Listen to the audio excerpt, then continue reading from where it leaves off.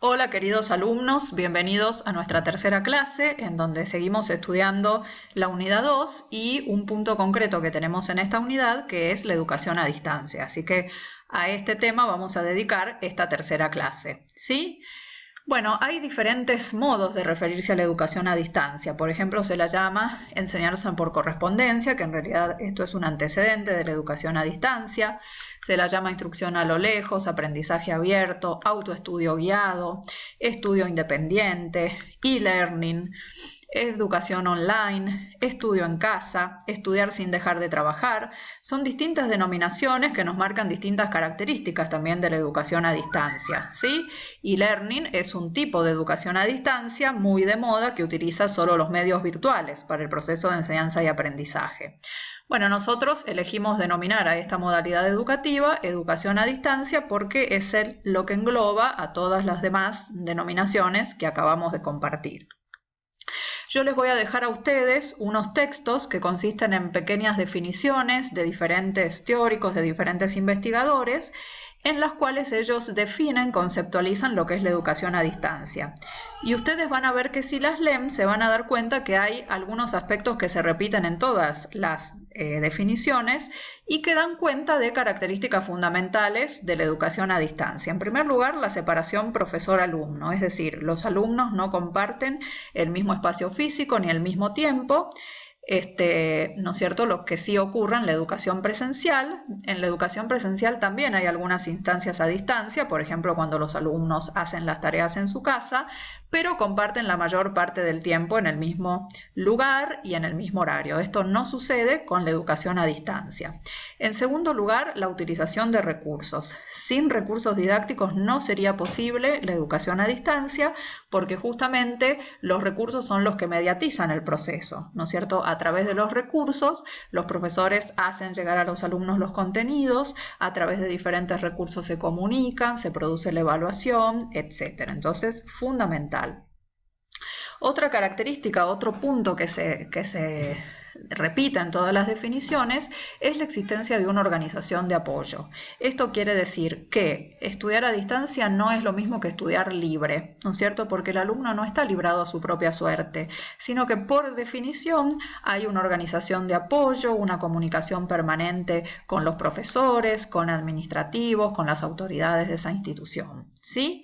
Otro aspecto común es esto del aprendizaje independiente y flexible. Flexible porque los alumnos pueden ir manejando sus tiempos de acuerdo a sus posibilidades, decidiendo dónde estudiar, cómo estudiar, a qué hora estudiar, ¿sí?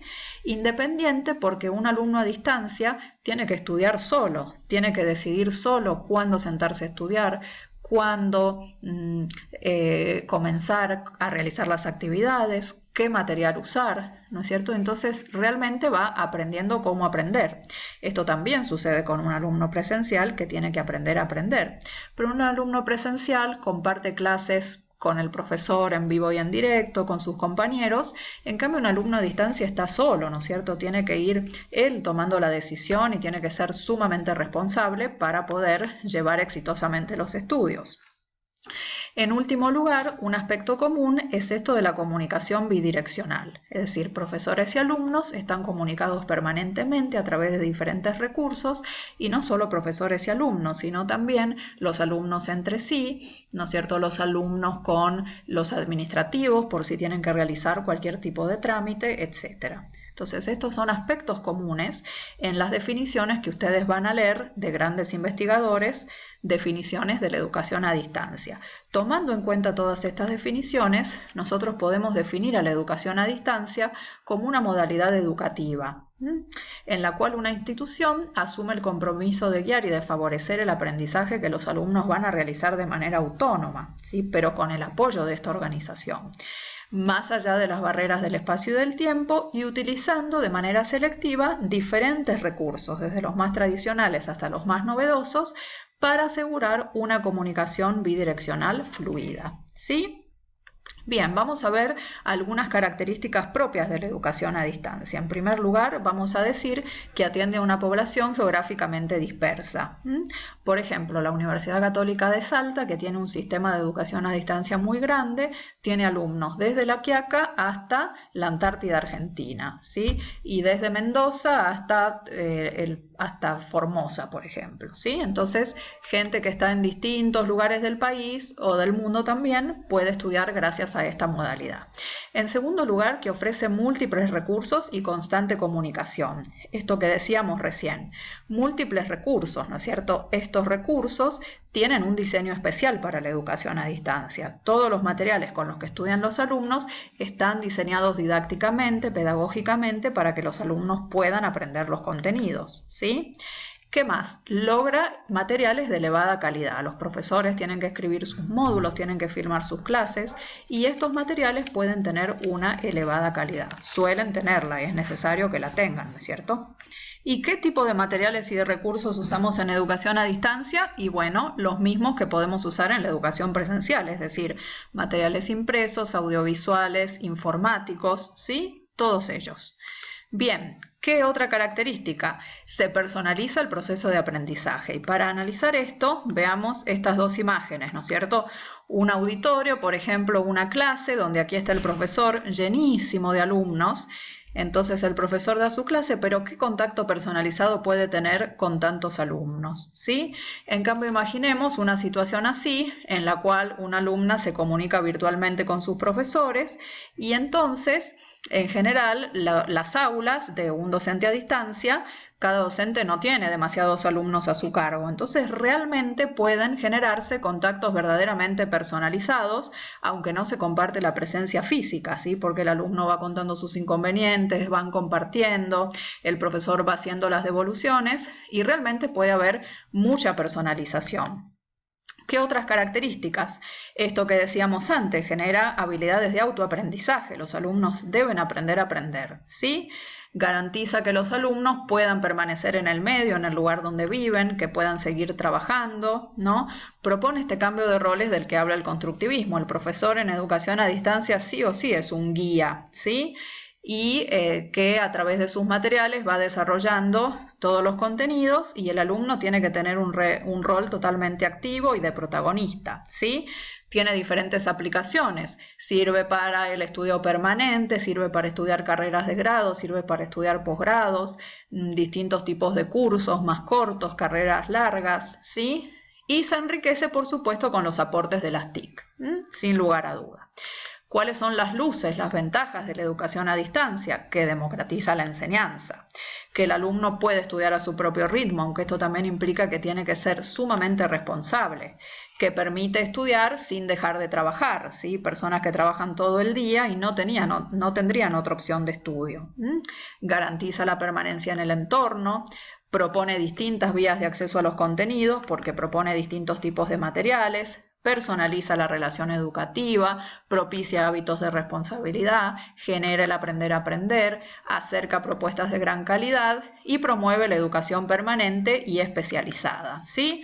Podríamos decir que la gran luz es que es una oportunidad inmensa para los que viven alejados, para los que trabajan todo el día, para los que no pueden trasladarse también porque tienen alguna enfermedad, por ejemplo, para los que deben estar permanentemente actualizados, para quienes dejaron de estudiar hace tiempo, para gente que viaja, ¿no? Esos trabajos que hay que viajar permanentemente, ¿sí?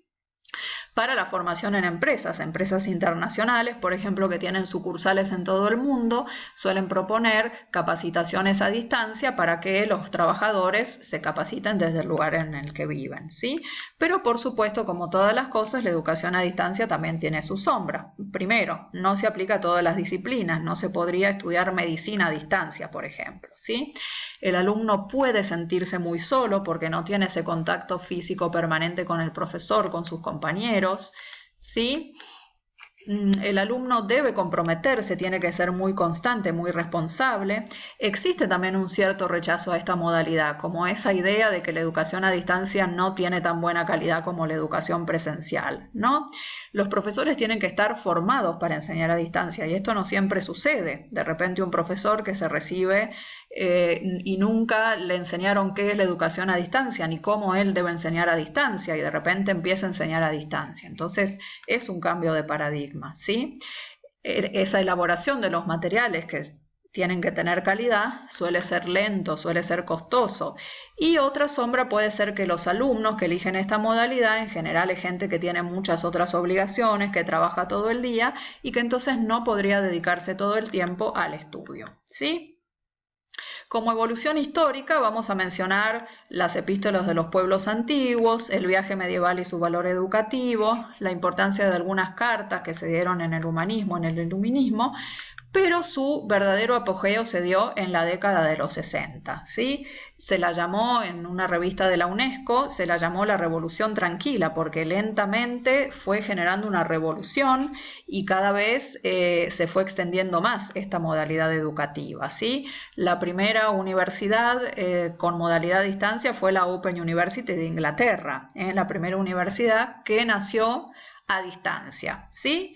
Y Garrison señala que hay diferentes generaciones de educación a distancia. Primero, la educación a distancia por correspondencia, ¿sí? Ahí cuando nació, en la década de 1960, se mandaban materiales impresos al domicilio de los alumnos, existían tutorías telefónicas, o los alumnos iban al lugar donde estaba el profesor, o se mandaban cartas postales, ¿sí? Una segunda generación que ya incorpora los medios audiovisuales, videos, audios, ¿sí? Y una tercera generación, que es la generación telemática, que concretamente agrega las TIC, ¿sí? Todas las tecnologías de la información y la comunicación, internet, las plataformas virtuales que tienen foros de discusión, que tienen wikis, distintos tipos de herramientas, ¿sí?